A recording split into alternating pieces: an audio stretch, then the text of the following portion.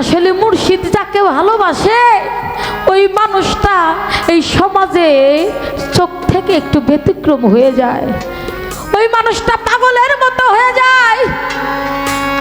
লোকের কাছে যদিও সে অন্যরকম থাকে, কিন্তু গোপনে গোপনে মুর্শিদ তার জন্য চোখের পানি ফেলে। যেমন পানি ফেলেছিল ওয়াজকরণীর জন্য আমার দিনের পয়গম্বর।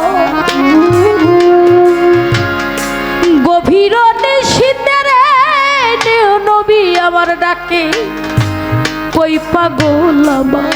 আরে ঘরের দরজা খুইলা রে নবী, আমার নবী দক্ষিণ দিকে যাও। গায়ের চাদর ফাইলা রে নবী, বলে দক্ষিণ হাওয়া লাগো আমার গা।